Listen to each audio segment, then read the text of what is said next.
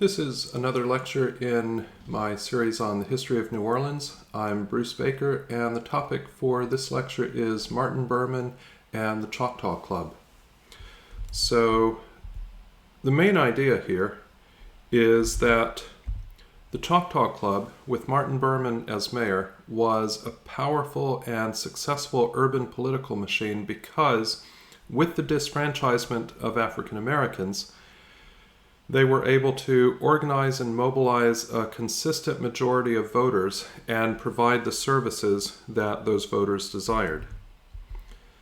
Now, the background for this, I would say, is that the 1890s were very much a period of political flux. This is certainly the case nationally, but particularly in the American South, and Louisiana and New Orleans is no exception to this. One of the things that's happening in the late 1880s into the early 1890s is that the Democratic Party is split over the issue of the Louisiana Lottery Company. We certainly see the Democrats in a lot of southern states in the 1880s and into the 1890s splitting over all sorts of issues, largely having to do with agriculture and the rise of the populace and so forth. In Louisiana, it's the Louisiana state-sponsored lottery company, and whether that's a good idea or moral or immoral and so forth. The populists are also a significant factor in the state for a period through really much of the 1890s. And a lot of this sort of disorder in the political system sort of settled out in the 1896 election, which is really decisive in a variety of ways. In the governor's race, we see something that happens in a lot of southern states where the populists combine with the Republicans and get together and back one candidate, and that candidate in this case is John Farr, and he loses to the Democrats' candidate Murphy Foster. But the regular Democrats, and I use that phrase because there are other groups of people calling themselves Democrats and so forth, the regular Democrats, who are the ones that become the Choctaw Club later, they lose in New Orleans, and Walter Flower is elected mayor. Now, part of what gets Walter Flower elected to the mayor's office in New Orleans is that he does have the support of African American voters. And this sets the stage for what happens with the 1898 Constitutional Convention, which then meets, which is sort of on the back of the Democrats' victory in the 1896 election. But the Constitutional Convention of 1898 disfranchises African Americans. Now, why this is significant it's obviously significant in all sorts of ways, but the significance within New Orleans is that this sort of non-Democrat, sort of reform mayor Walter Flower is elected in part, not exclusively, but in part with the votes of African Americans. So a very key thing going forward is going to be removing African Americans from the political process, and that happens for all sorts of different reasons, but one of the ways that it plays out in New Orleans is it takes that issue or that question of, who will African Americans support, and which political party or political faction are they going to look to sort of support their interests and so forth. By taking the vote away from them, what that does is it simplifies the political landscape to a great degree and really sort of makes it possible to get the kind of very quite stable political machine that we see in the form of the Choctaw Club. Obviously this is not a good thing, but I would say that the precondition for this kind of political machine and structure in a southern city at this time is removing African Americans from the electorate in that way, and the sort of back and forth disruption that we had seen in the 1880s and 1890s as the other political parties and factions of parties tried to sort of maneuver and position themselves and sort of convince African Americans to support them and so forth. So the Choctaw Club is created on the back of this 1896 election. And one of the things that happens is that Governor Foster, who's a Democrat, a regular Democrat, appoints his supporters to a lot of key state jobs in the city. And these jobs, in the stability for individuals and so forth that they provide, are the basis for a new political machine that takes shape in the city.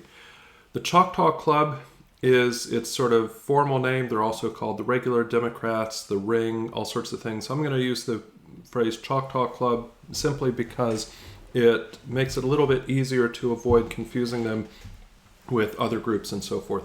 It's very important to realize, again, that it is organized specifically as a result of disfranchisement and is explicitly opposed to black voting. I'll have some good things to say about some aspects of the Choctaw Club. However, all of that is predicated on the very bad fact that it's not democratic, it's not just, and so forth, to build a political system, no matter how efficient that political machine is, no matter how well it serves the needs of a lot of the voters and so forth. It's not very good to do that on the basis of excluding a really substantial part of the population from the rolls of the voters. Martin Behrman, in his memoir, published in the sort of in serial form in the newspaper in 1922, 1923, is absolutely clear about this. He says, "I had a hand in putting the Negroes out of politics, which was the best thing done for Louisiana in my time." So Behrman is very clear about this. He's very unrepentant, as you would probably expect, to be honest, of a Southern politician of the early part of the 20th century. Now, the structure of the Choctaw Club was that the core of it was the caucus, which is the city council representatives for each of the 17 wards, and these were the ward bosses. The caucus set the policy that the Choctaw Club was going to support, whatever that was, and the decisions it made were final. So, unsurprisingly, if you disagree and if you act on that disagreement, well, you're going to lose your patronage job that you've been given by the city government. So they're quite disciplined like that. Another thing that the caucus does is it decides the slate of candidates that are going to run on behalf of the Choctaw Club for major offices.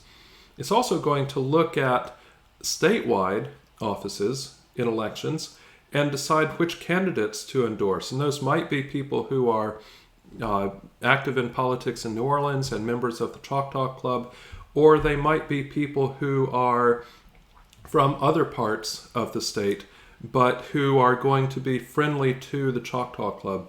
One thing I should probably mention here that's worth saying is that the Choctaw Club is sort of big enough, and New Orleans, again, New Orleans is sort of a big enough place within the state that there's a really important role that the Choctaw Club plays in state politics. And because it's such a disciplined political machine, and it gets all of its voters and all of its representatives representing New Orleans in the state legislature to sort of stick to the same line and so forth, it's a huge political force in the state. So the Choctaw Club not only runs New Orleans, but they also, to a great degree, not without failure, not without a little bit of challenge and so forth from time to time, but they do have a huge influence on state politics. And this is certainly the case all the way up through the 1920s into the 1930s. Things get a bit more complicated at that point in various ways.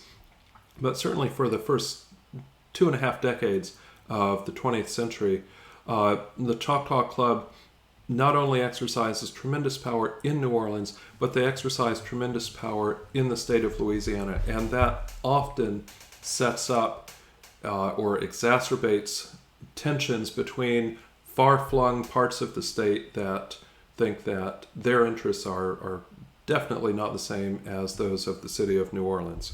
So that's something that's, I think, quite important to remember.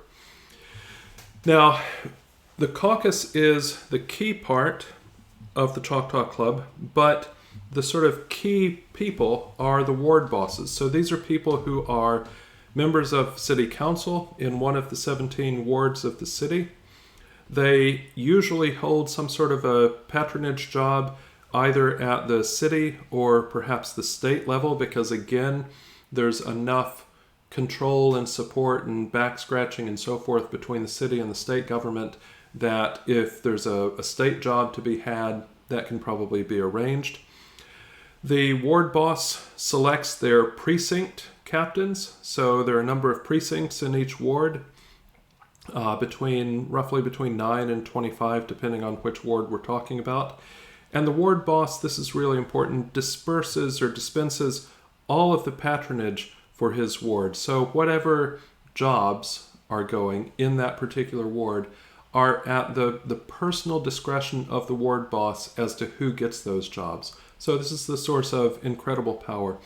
Of course, the ward boss is responsible for getting the vote out for Choctaw Club candidates, and that's the other side of this, and the way that power is maintained. The sort of local unit of the Choctaw Club is the precinct club, and this is the most fundamental sort of unit of the machine. The precinct captain, who sort of serves under the ward boss, will be somebody who has some sort of a minor city or parish job, and that job will sort of give them enough flexibility in their work schedule and free time and so forth to do the sort of on-the-ground grassroots politicking that's needed to sort of keep up with what's going on. There are roughly, give or take, around 400 voters in each precinct, so it's quite a small sort of unit.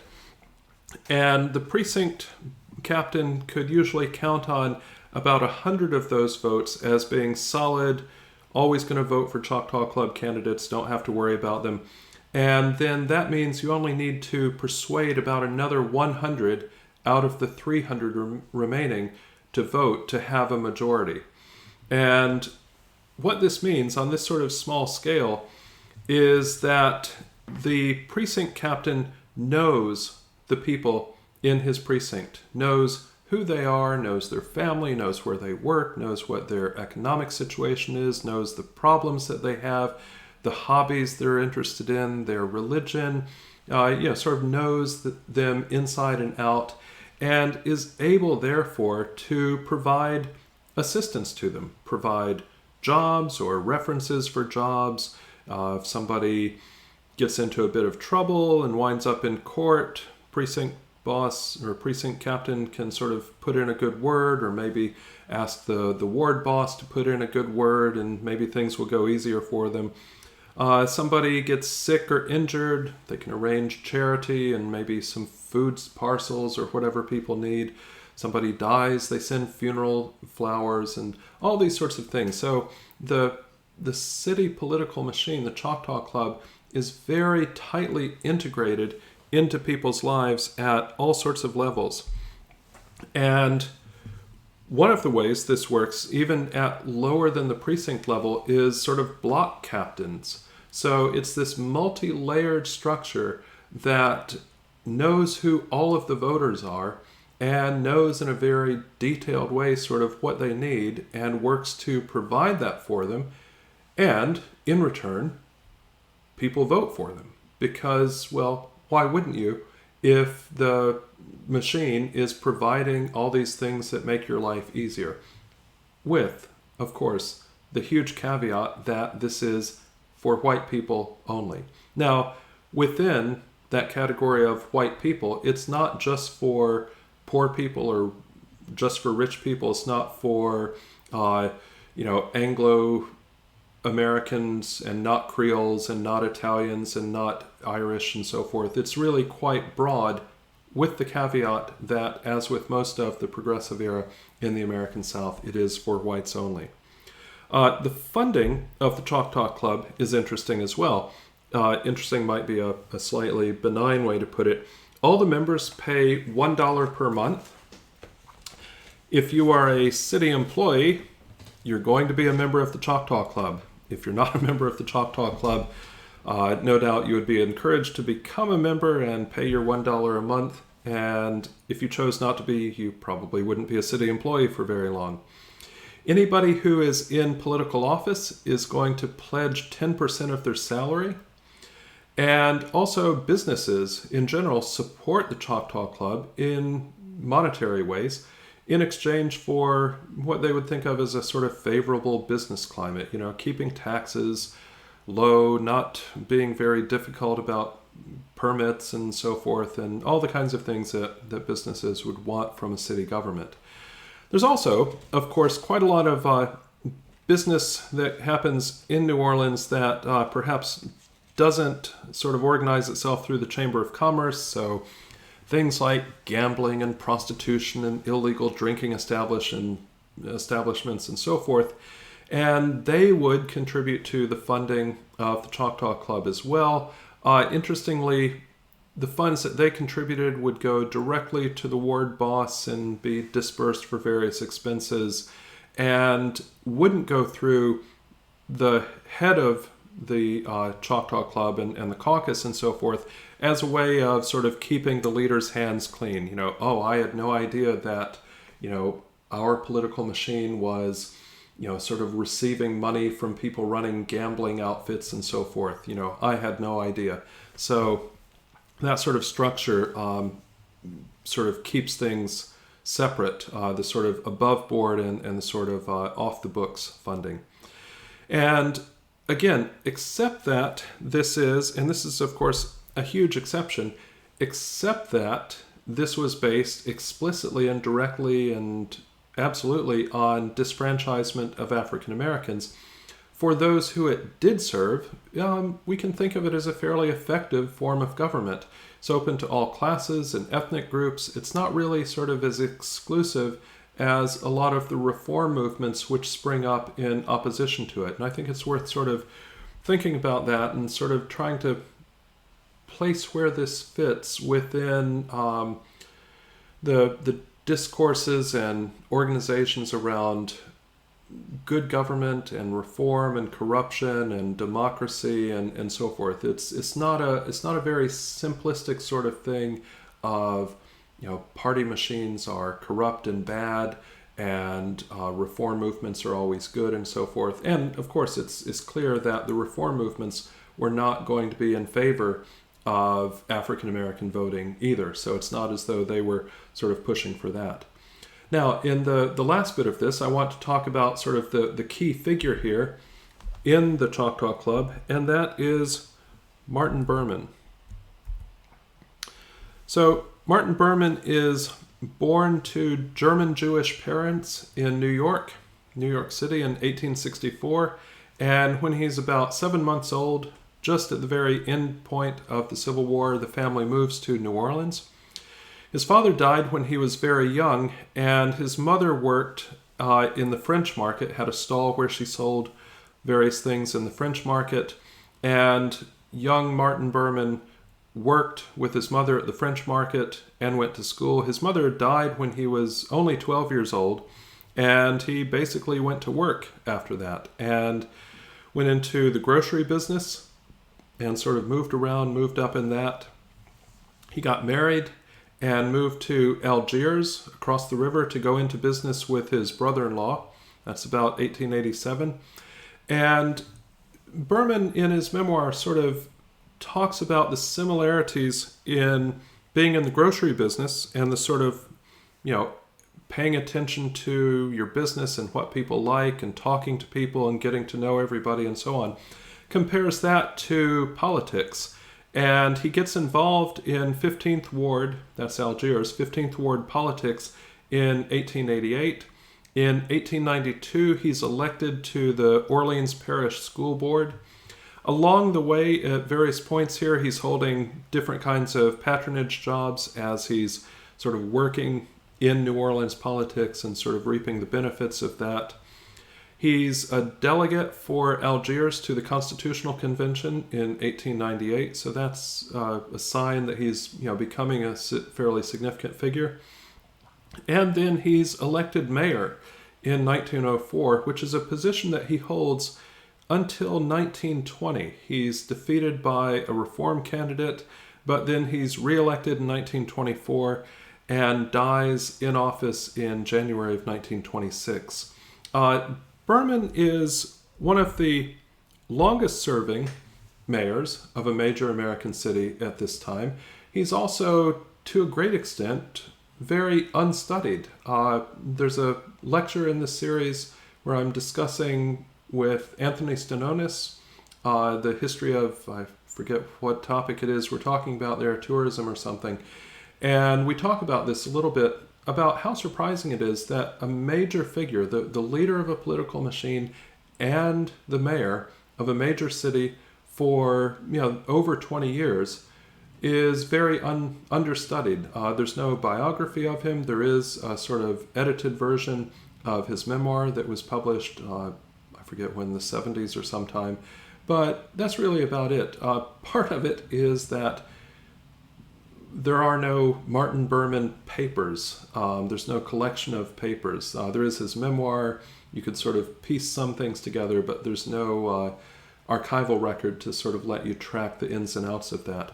I want to end today's lecture by thinking a little bit about what Behrman had to say about people like him and the role of party machines and also the role of professional politicians. I think it's an interesting perspective that's worth considering here. So Behrman says, and this is a comment out of his memoir, so written in 1922-23, but then republished in this edited volume of it. And Behrman says, the professional politician who looks forward to continuance in an important elective office or promotion to another knows that the voters can and will hold him responsible for results. On the other hand, as a general rule, when you fill the government with newcomers in politics, you usually get what is known as invisible government. This means that the man or the men who adopt the policies and decide on their details of operation are not the men in office. The worst government in the big cities of the United States have been such as these, the governments controlled by men out of office. When a man out of office, and not to be held directly responsible for what is done, gathers the real power into his hands, he is in a position to put things across that he would not stand for if he had to sign his name to the papers. Then, after resentment has been directed at the men in office, he gets him another lot of candidates, and they go before the people as fresh meat. So I think that's a sort of interesting perspective that sort of gives you a sense of sort of who Martin Behrman is as a public figure. And he's very unusual, if not unique, as being somebody who is in charge of a major urban political machine, but also the guy who is standing for election repeatedly. And this is a political structure that really dominates and shapes New Orleans in the early part of the 20th century, and at a point where, as I was discussing with the lecture on the sort of urban infrastructure of drainage and so forth, at a period when the modern city is taking shape. And it's a very interesting and complex period that I think is worth much further study if you could just get at the archival records to do it. And that's all about this.